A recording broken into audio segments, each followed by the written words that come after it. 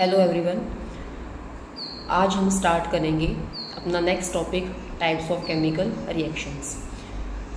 Depending on the nature of reaction means किसी भी reaction के नेचर के बेसिस पे हमारे पास रिएक्शंस को हम डिफरेंट वेज में क्लासीफाई कर सकते हैं, namely combination reaction, decomposition, displacement, double displacement, redox reaction, neutralisation reaction. तो बेटा फर्स्ट हम स्टार्ट करते हैं combination reaction. Combination as a name indicate, जैसे इसके नाम में दिख रहा है कॉम्बिनेशन मीन्स वो रिएक्शन जिसके अंदर एक से ज़्यादा रिएक्टेंट्स कंबाइन करेंगे। अब हमें पता है कि जो एरो से लेफ्ट साइड में होगा वो क्या होगा, रिएक्टेंट एक से ज़्यादा रिएक्टेंट्स कंबाइन करके एक सिंगल प्रोडक्ट बनाएंगे। उस टाइप की रिएक्शंस को हम बोलते हैं combination reaction. These reactions can be of three type.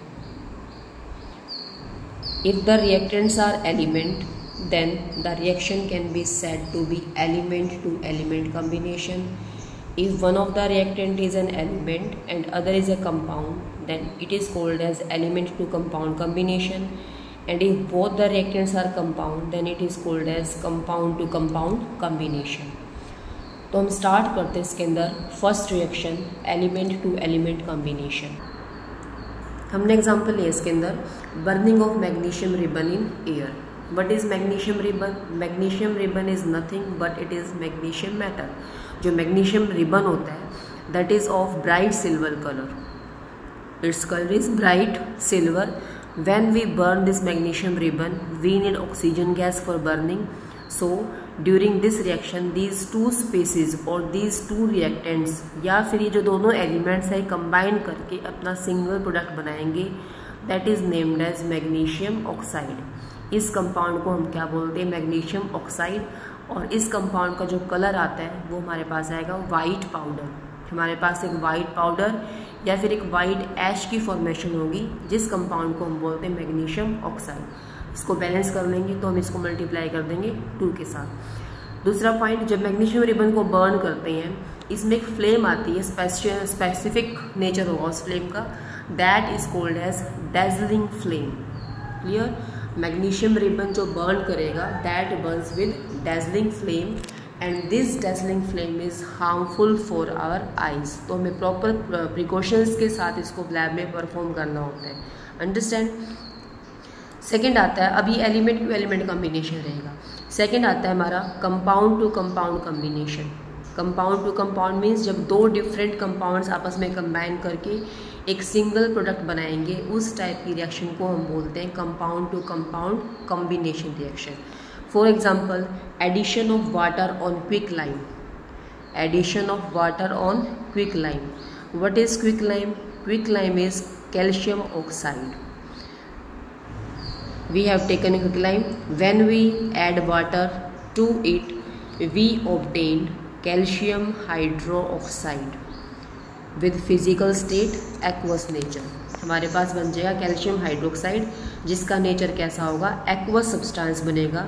Common name रहेगा इस कंपाउंड का स्लेक्ड लाइम। इस कंपाउंड को हम कॉमनली क्या बोलते हैं, slaked lime. And this compound is used for white wash. इस कंपाउंड को हम कहाँ पर यूज़ करते हैं, वाइट वॉशिंग के लिए यूज़ करते हैं। अब बेटा आपके मन में क्वेश्चन आता होगा कि ये एक्वस क्या चीज़ है, what is this aqueous state? Aqueous का मतलब क्या होता है? जब भी हम किसी सॉलिड सब्सटेंस को, सॉलिड कंपाउंड को वाटर में डिज़ोल्व करते हैं तो जो सॉल्यूशन बनता है उसको हम क्या बोलते हैं, एक्वस सॉल्यूशन। और सिंपली बता सकते हैं इसको हम, जब किसी सॉल्यूशन को प्रिपेयर करने के लिए, किसी सॉल्यूशन को प्रिपेयर करने के लिए सॉल्वेंट हमारा क्या रहेगा, वाटर रहेगा, तो उस सॉल्यूशन को हम बोलते हैं aqueous solution. Clear? Now next आता है हमारा इसी के अंदर, जब ये रिएक्शन होगी तो इस रिएक्शन में हमारे पास लार्ज अमाउंट ऑफ हीट जो है वो इवॉल्व होती है।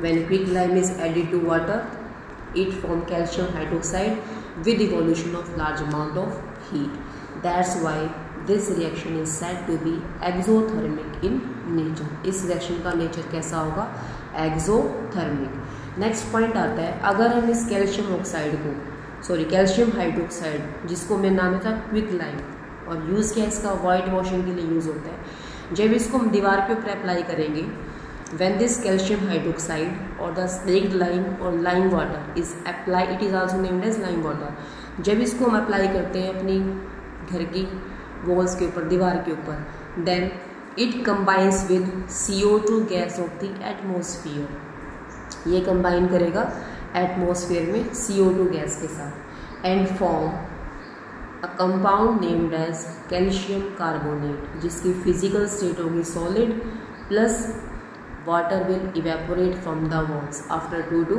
3 days। हम देखते हैं जब भी हम घर में वाइट वॉशिंग करवाते हैं तो उस केस में जो कलर आता है, ब्राइट कलर आता है, वो कलर साथ साथ नहीं आता, क्लियर, वो कलर हमारा इंस्टेंटली नहीं आता। That colour will appear brightly after 2 to 3 days। Why? Because when we apply this on the wall, it combines with CO2 gas of the atmosphere to form CaCO3 calcium carbonate. इसकी formation से हमारे पास colour कैसा आएगा, bright colour आएगा।